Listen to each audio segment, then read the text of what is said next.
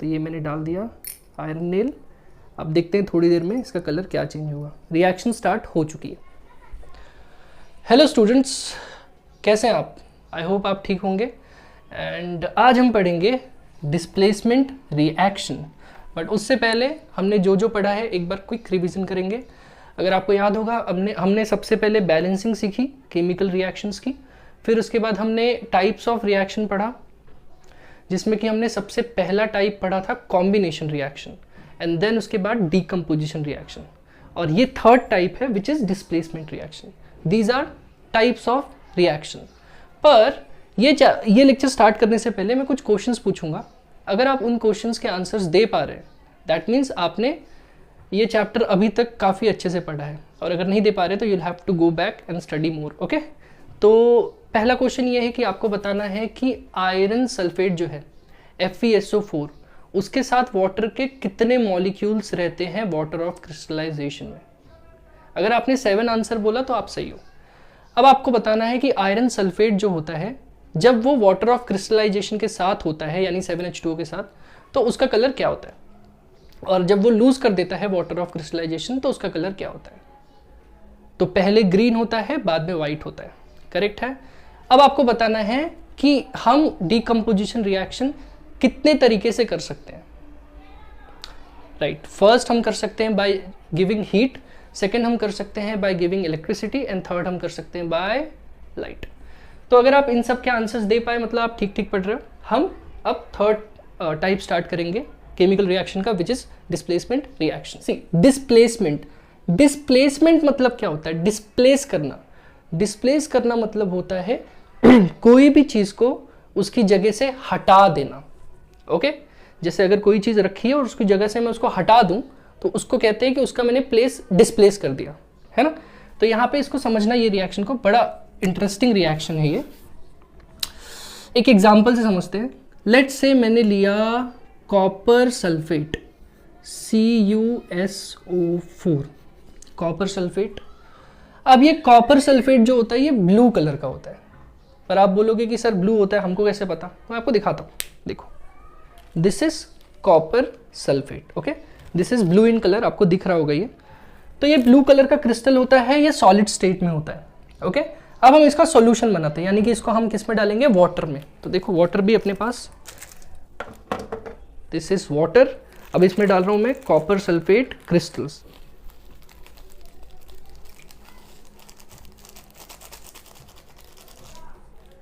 I hope आपको दिख रहा होगा।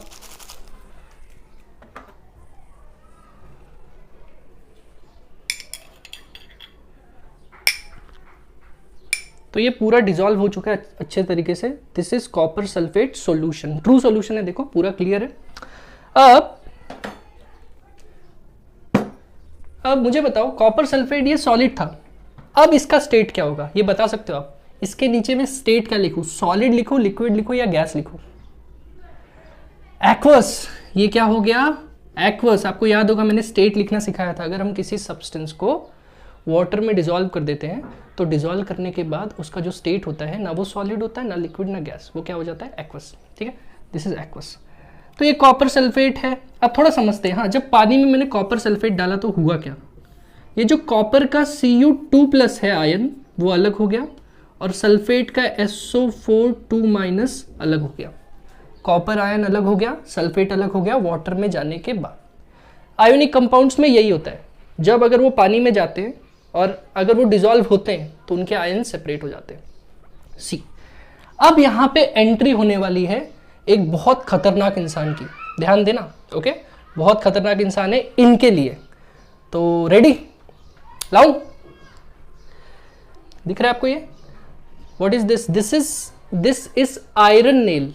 ये एक आयरन नेल है, मतलब ये आयरन एलिमेंट है। यहाँ पे किसकी एंट्री हो गई? आयरन एलिमेंट की। तो आप बोलोगे इतना खतरनाक इंसान ये है क्यों? मैं बताता हूँ आपको। ये आयरन कौन से स्टेट में बताओ? सॉलिड स्टेट में। इसके लिए यहाँ पे लिखा मैंने S। अब होगा क्या? ध्यान से देखो, जैसे ही आयरन इस सॉल्यूशन में जाएगा, अगर आपको याद होगा मैंने आपको मेटल्स याद करना सिखाया था, अब मैं उसके बारे में बताऊंगा कि वो मेटल्स मैंने क्यों बताया था याद करने के लिए। सी, क्या थे मेटल्स? वो कैटरीना ने कार मांगी ऑल्टो जेन फरारी फिर भी हाय क्यों मिली सिल्वर ऑडी। करेक्ट, आपको याद होगा ये। तो बेसिकली ये मेटल के रिएक्टिविटी के हिसाब से ये ऑर्डर दिया हुआ है। मतलब क्या, इसका मतलब ये है कि यहाँ पे जो टॉप पे मेटल है वो सबसे ज़्यादा रिएक्टिव है, सबसे ज़्यादा रिएक्ट करता है। मतलब पोटेशियम हाईएस्ट रिएक्टिविटी दिखाता है और गोल्ड सबसे कम एक्टिविटी दिखाता है। तो जैसे जैसे हम नीचे जाते हैं रिएक्शन करने की जो एबिलिटी है वो कम होते जाती है।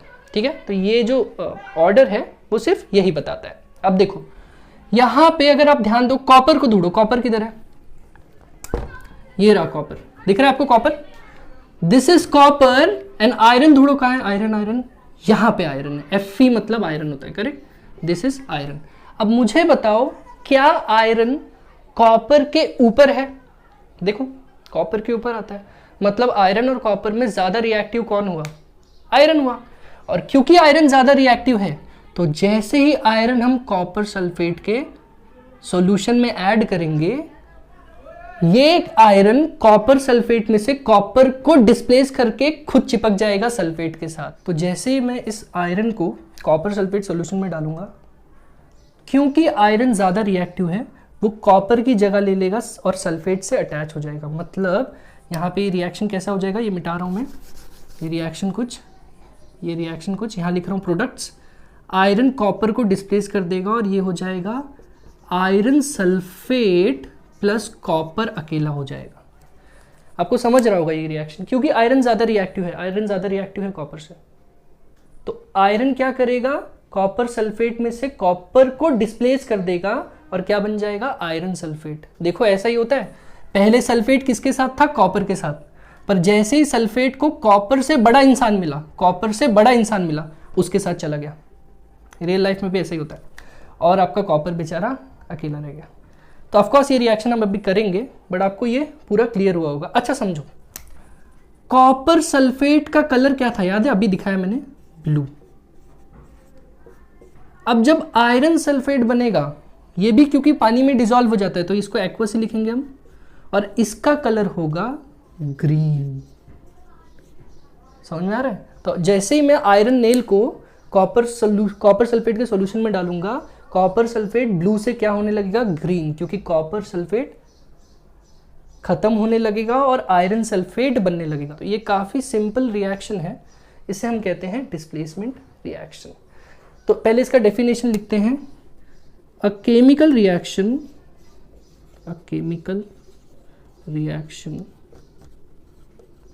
in which a highly reactive metal displaces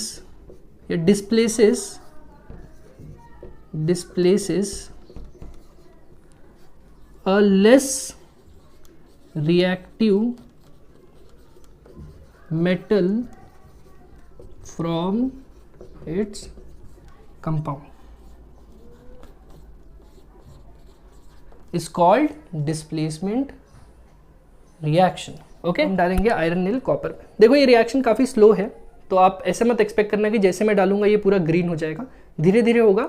but आपको मैं आफ्टर रिजल्ट्स, जैसे ही ये हो सकता है ये क्लास खत्म होने तक ये हो जाए रिएक्शन, या थोड़ा टाइम लगेगा, तो मैं आपको आफ्टर रिजल्ट्स दिखा दूंगा।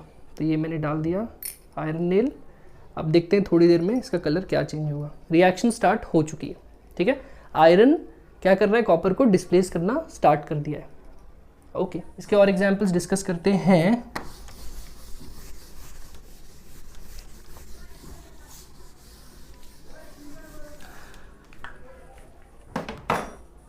एक और एग्जांपल हम लेते हैं। लेट्स से मैंने कॉपर सल्फेट लिया, CuSO4 एक्वस, और इसमें मैंने ऐड किया जिंक। क्या जिंक ज़्यादा रिएक्टिव है कॉपर से? कॉपर इधर है, जिंक इधर है, जिंक इधर है। देखो ये कॉपर, ये जिंक, क्योंकि जिंक ज़्यादा रिएक्टिव है, जिंक कॉपर को डिस्प्लेस कर देगा। तो ये क्या हो जाएगा, जिंक सल्फेट प्लस कॉपर अलग।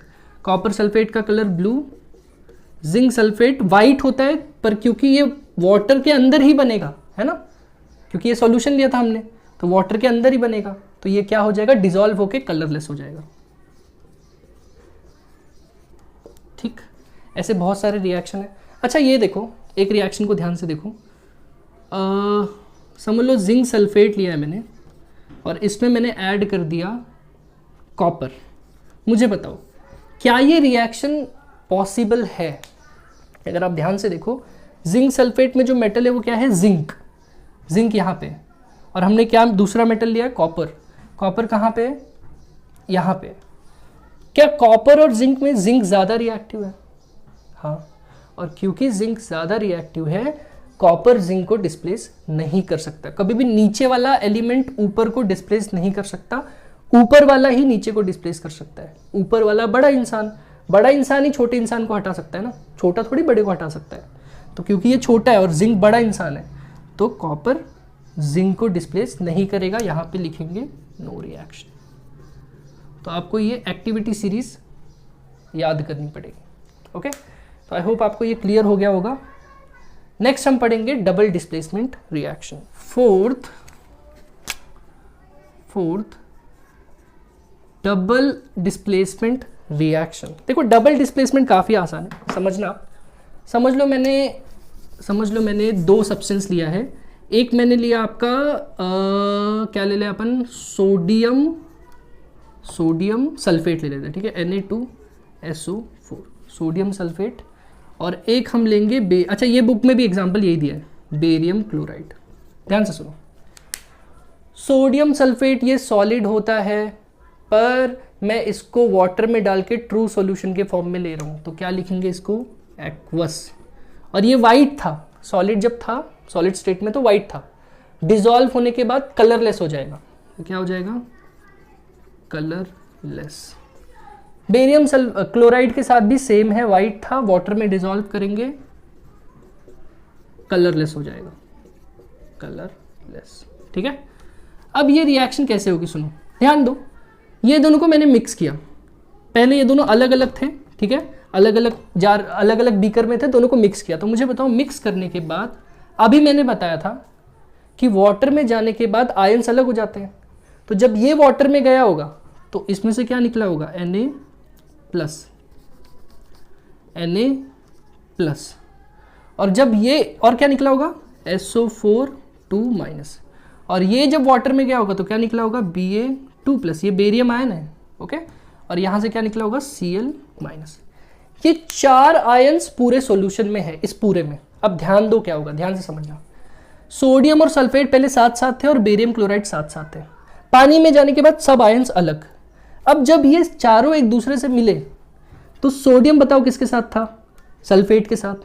सोडियम को पता चला कि अरे सल्फेट से अच्छा इंसान तो मेरे लिए क्लोराइड है, मतलब सल्फेट से ज्यादा अट्रैक्शन या एफिनिटी क्लोराइड के लिए इसको फील हुई, इसको क्लोराइड ज्यादा अच्छा लगा। तो मुझे बताओ, ये सोडियम और क्लोराइड मिलके क्या बन जाएंगे, NaCl।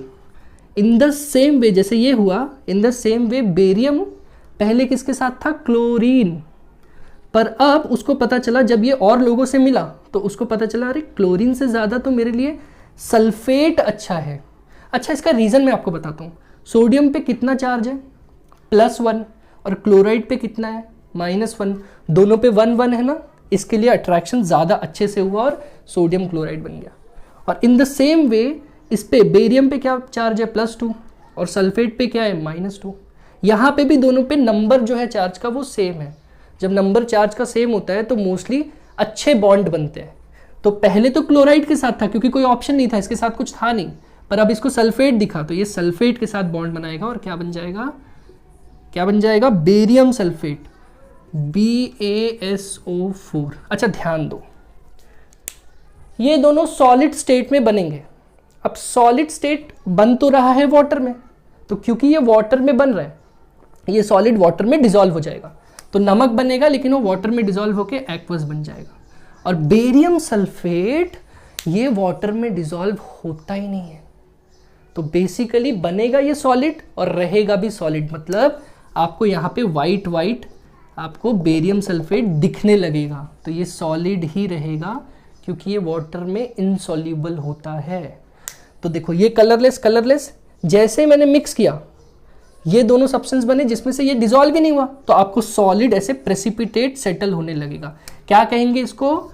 जो सेटल होने लगेगा बेरियम सल्फेट, उसको कहेंगे प्रेसिपिटेट, प्रेसिपिटेट। ओके, और इसीलिए ये जो डबल डिस्प्लेसमेंट रिएक्शन हुआ, अच्छा इसको डबल डिस्प्लेसमेंट क्यों कह रहे हैं पहले वो समझो। डबल डिस्प्लेसमेंट क्यों? क्योंकि ये वाला आयन इधर चला गया और ये वाला आयन इधर, बेसिकली एक्सचेंज ऑफ आयंस हो गया रिएक्टेंट्स के बीच में। जब भी रिएक्टेंट्स के बीच में एक्सचेंज ऑफ आयन होता है तो उसे हम कहते हैं डबल डिस्प्लेसमेंट रिएक्शन। तो यहाँ पे आयंस एक्सचेंज हुए, पर ये एक टाइप है डबल डिस्प्लेसमेंट रिएक्शन। और भी टाइप्स होते हैं डबल डिस्प्लेसमेंट रिएक्शन के, इसे हम कहते हैं precipitation. Precipitation double displacement reaction. क्यों प्रेसिपिटेशन? क्योंकि इसमें जो प्रोडक्ट्स बने हैं उसमें से एक प्रोडक्ट जो है वो इनसॉल्युबल है और वो प्रेसिपिटेट बना रहा है। इसके लिए इस रिएक्शन को क्या कहते हैं? Precipitation reaction. और यहाँ पे ये क्या है? इसका कलर क्या है? वाइट।